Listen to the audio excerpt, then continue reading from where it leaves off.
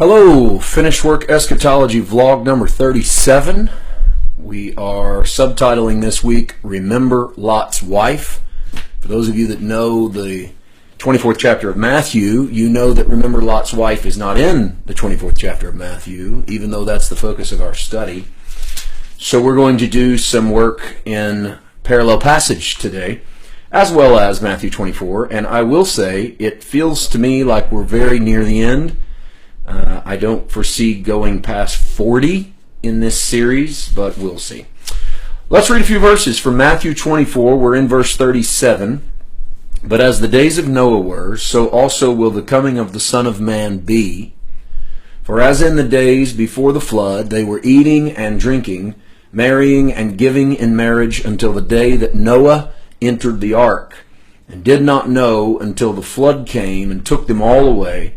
So also will the coming of the Son of Man be.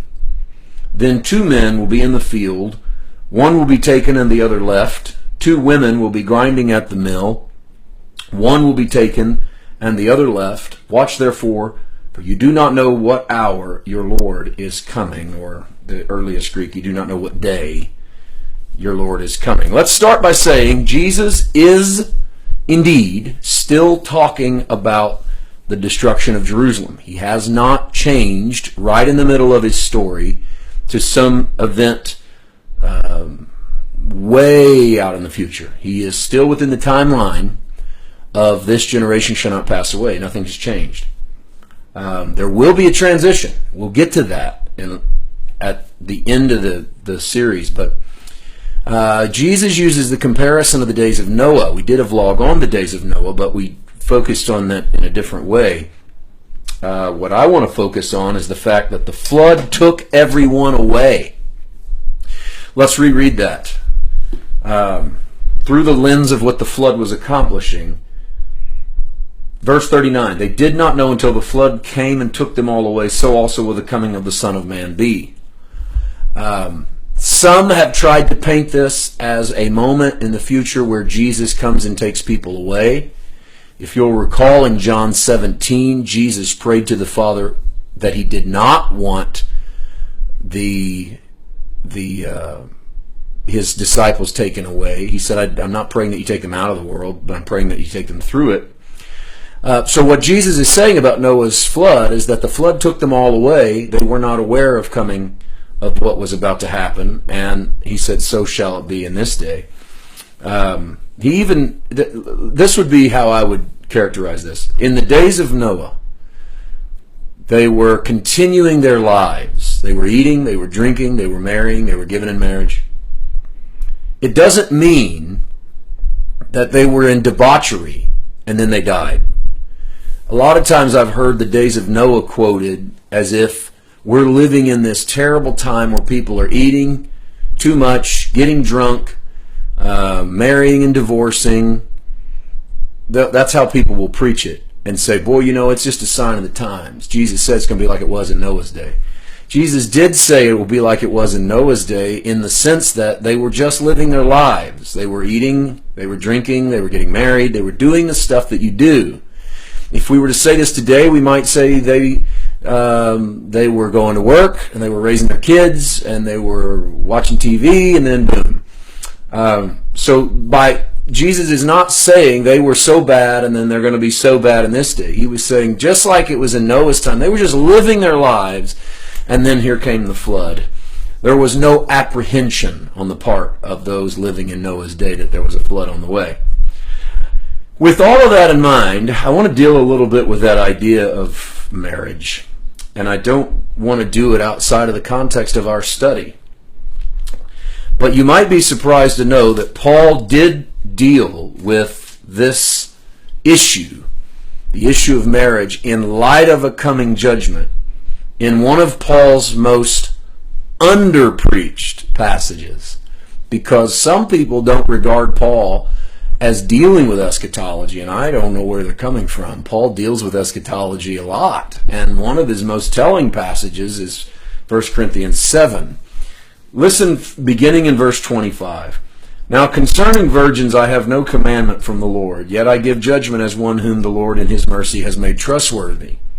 I suppose, therefore, that it is good, because of the present distress, that it is good for a man to remain as he is. First of all, in verse 26, catch the phrase, because of the present distress, and realize that Paul is speaking to a church undergoing persecution. Are you bound to a wife? Do not seek to be loosed. Are you loosed from a wife? Do not seek a wife. But even if you do marry, you have not sinned. If a virgin marries, she's not sinned. Nevertheless, such will have trouble in the flesh, but I would spare you. Now, Paul is not making a blanket statement that if you get married, you will have trouble in the flesh. Although, will you? Sure. You're going to have trouble if you don't get married, too. That's like saying, if you eat and drink, you're going to go to the bathroom. You were probably going to do that anyway for a while, at least. So it's not to say that marriage is trouble. But because of the light of circumstances in which we're about to see, there's going to be trouble in the natural realm. You might even lose your spouse. You might lose people that you love.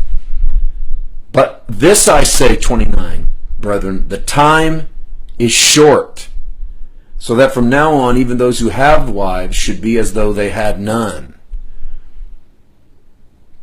What's he mean? The time is short. Now, Paul's talking about a coming day, and we're going to get to that in just a second.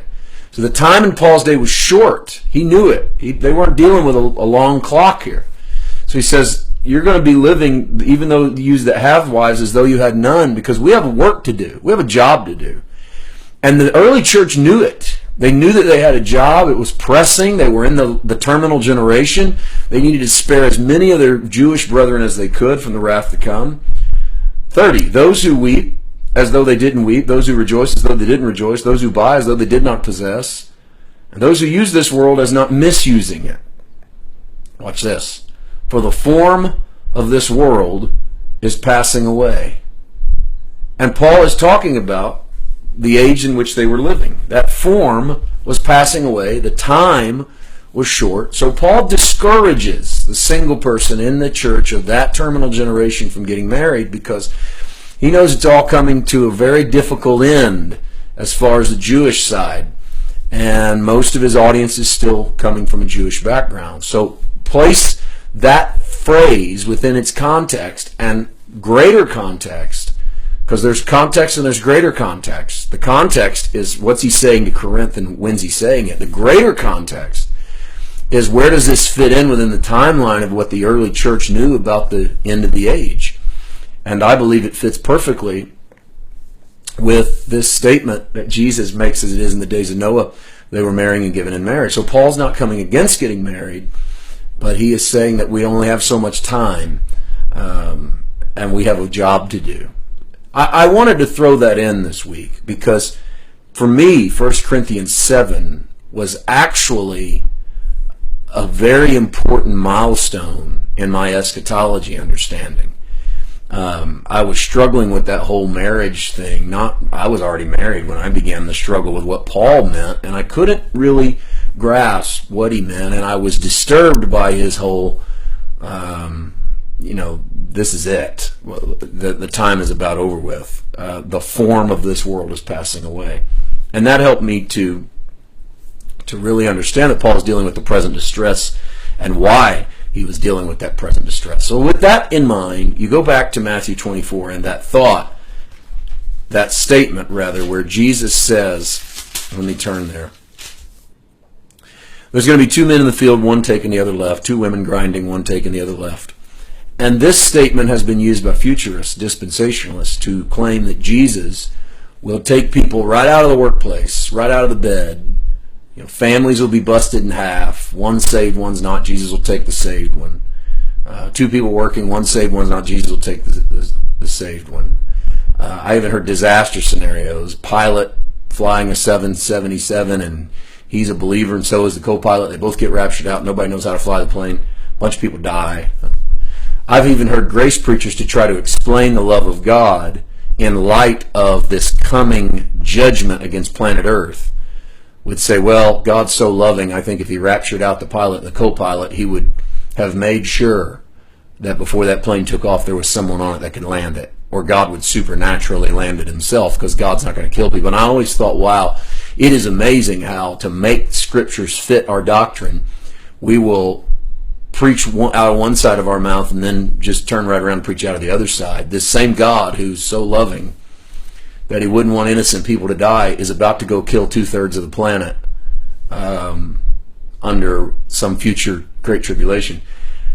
I don't want to beat a dead horse. I think you know where I stand on that, and I think you can see the problem inherent with such a doctrine and the issues that need to be dealt with. But I want to get into my subtitle, as we're about halfway done today. And to do so, I want to go to the parallel passage from Luke 17. And let's read a few verses, not too many. Luke chapter 17, and I want to read beginning in verse 28. Likewise, as it was also in the days of Lot. Now, this is right after Luke tells us that Jesus talks about the days of Noah. Luke throws in the days of Lot, which Matthew's version doesn't throw in. So let's read it. Likewise, as it was also in the days of Lot, they ate, they drank, they bought, they sold, they planted, they built. So if what they were doing in Noah's day was sinful, then what they were doing in Lot's day was sinful. That's not the point. It's not about they were doing wrong things. They were doing things. Eating, drinking, buying, selling, planting, building. Verse 29. But on the day that Lot went out of Sodom, it rained fire and brimstone from heaven and destroyed them all. Even so will it be in the day when the Son of Man is revealed. So we're using similar language about Sodom and Gomorrah that God used about Noah, and he's using similar language about both Noah and Sodom and Gomorrah that he's using about the coming of the Son of Man in judgment on Jerusalem. So here's a similarity. You have the Noah and the flood similarity. Here's the Lot and Sodom similarity. Lot, righteous Lot, is not raptured out of the city prior to his judgment. Righteous Lot is encouraged to leave the city prior to its judgment.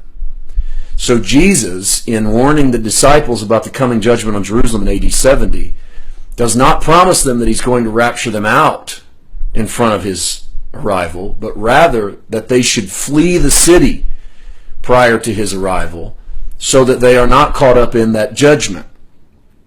There'll be two working, two sleeping, whatever. Somebody's going to heed the warning and get out. Somebody's going to stay behind. Lot got out. Lot's sons-in-law stayed behind. They paid the price for staying behind. They were taken. Or you could flip it. You could say that one will live and one will die.